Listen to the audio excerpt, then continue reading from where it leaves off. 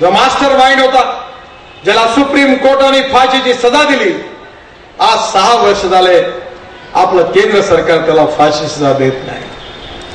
काय गुन्हेगार आणि आतंकवादाला शिक्षा देण्याची जी जात, पंथ, धर्म, भाषा बघितली जाणार? Criminal is criminal, terrorist is terrorist. आतंकवादियों का कोई रंग नहीं होता. आतंकवादाला कुठला रंग नसतो. या देशामध्ये आतंकवाद्यांचं तुष्टीकरण सुरू आहे. माझ्या बांधवांनो, बहिणींनो, भारतीय जनता पार्टी कोणाच्या विरोधात नाहीये. आम्हाला सगळ्यांना बरोबर घेऊन जायचं. जात, पंथ, धर्म, भाषा, सेक्स याचा भेद करायचा नाहीये. सामाजिक न्याय आणि आर्थिक न्याय हाच भारतीय जनता पार्टीचा विचार आहे. आम्हाला या देशाचं भविष्य बदलवायचं आहे. जर भारतीय जनता पार्टी मुसलमानांच्या विरोधात असती तर या देशातले श्रेष्ठ वैज्ञानिक डॉक्टर अब्दुल कलाम साहेबांना अटल बिहारी वाजपेयी आणि भारतीय जनता पार्टीने हिंदुस्थानचं राष्ट्रपती कसं केलं असतं? या देशातली गरिबी दूर करायची आहे, बेरोजगारी दूर करायची आहे. या देशाला भय, भूक, आतंक आणि भ्रष्टाचारापासून मुक्त करायचं आहे. या देशामध्ये विकासाचं राजकारण करायचं आहे. प्रगती आणि विकासाचं राजकारण करून या देशाला प्रगती आणि विकासाकडे न्यायचं आहे. हाच भारतीय जनता पार्टीचा विचार आहे. सर्व जात, पंथ, धर्म, भाषा याचा कुठलाही विचार करू नका. त्याच्यावरती उठून देशाच्या विकासाचा विचार करा. भारतीय जनता पार्टीला साथ द्या. आम्ही गोव्याचं चित्र बदलवू, आम्ही हिंदुस्थानचं चित्र बदलवू. आम्हाला गाव, गरीब, मजदूर, शेतकरी सगळ्यांचं कल्याण करण्याचं राजकारण करायचं आहे. केवळ राजकारणात आमदार, खासदार, मंत्री बनायला आम्ही आलो नाही. आम्हाला हा देश मोठा करायचा. राष्ट्रवाद आमची प्रेरणा आहे.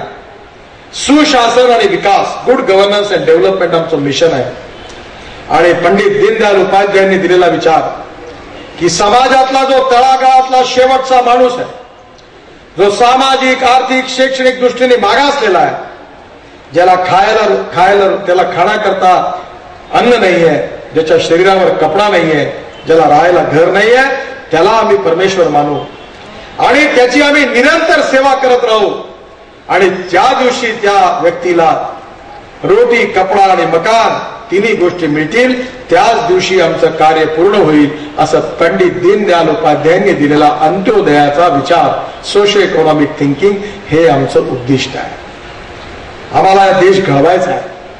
आणि म्हणून मी आपल्याला विनंती करतो की तुम्हाला एक संधी मिळालेली आहे की मनोहर पर्रीकर असेल, श्रीपाद नाईक असेल, लक्ष्मीकांत पार्सेकर असेल, या सगळ्यांच्या नेतृत्वाखाली गोव्याचं व्हिजन डॉक्युमेंट तयार केलेलं आहे.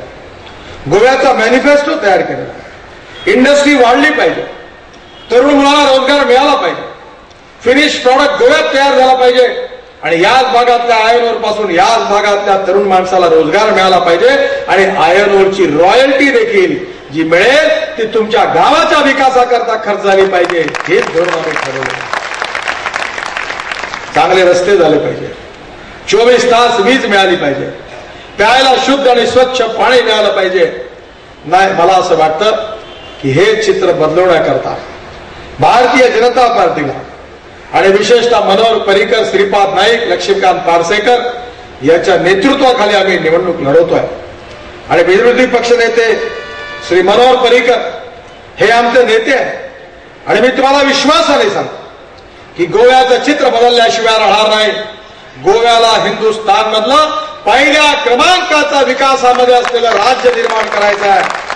हे राज्य निर्माण करण्याची क्षमता केवळ आणि केवळ भारतीय जनता पार्टीमध्येच आहे. म्हणून भ्रष्टाचार, महागाई आणि परिवारवाद काही वाटतच नाही. 20-20 नातेवाईकांना तिकीट दिले. आणि मी तुम्हाला माफ करा, तुमची क्षमा मागतो. याला काँग्रेस पार्टी दोषी नाही आहे, याला तुम्ही दोषी आहात. कसंही वागलं तरी तुम्ही ठप्पे मारता. अशा प्रकारे परिवारामधले माणसं उभे केल्यावर जर तुम्ही मत देणार असाल, एवढा भ्रष्टाचार होऊन देखील तुम्ही काँग्रेसला मत देणार असाल, इतके घोटाळे होऊन पुन्हा काँग्रेसच्या मागे उभे राहणार असाल, तर गोव्याचं आणि देशाचं चित्र कसं बदलणार? या गोव्यातली जनता सुशिक्षित आहे, सुसंस्कृत आहे, समजदार आहे, तिला सर्व समजतं.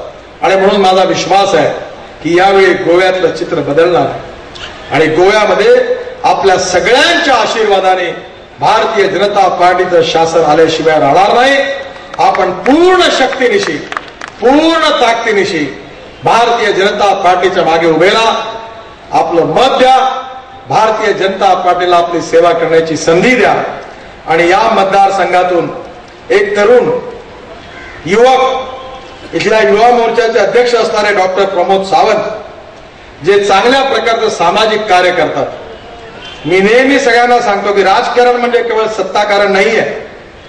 केवळ निवडणुकीत मतं मागण्याचं राजकारण करू नका, तर गरिबाचे अश्रू पुसण्याचं समाजकारण करा, विकासाचं राजकारण करा, गावात चांगल्या प्रकारे काम करा आणि अतिशय चांगल्या एनजीओच्या द्वारे लोकांची सेवा करण्याकरता एक प्रामाणिकपणे प्रयत्न करणारा एक तरुण, एक संघर्षशील तरुण, आपल्या गावाचा विकास करणारा आणि आपल्यावर जर अन्याय झाला तर त्या आपला आवाज गोव्याच्या विधानसभेमध्ये उचलू शकणारा एक दमदार युवा नेता भारतीय जनता पार्टीने उमेदवाराच्या रूपात दिलेला आहे. माझी आपल्याला विनंती आहे की आपलं प्रचंड समर्थन देऊन त्यांना प्रचंड बहुमताने विजयी करा आणि भारतीय जनता पार्टी आणि प्रमोद सावंत यांना आपली सेवा करण्याची संधी द्या अशी विनंती करतो आणि माझं भाषण संपवतो. धन्यवाद. जय हिंद. भारत माता की, भारत माता की.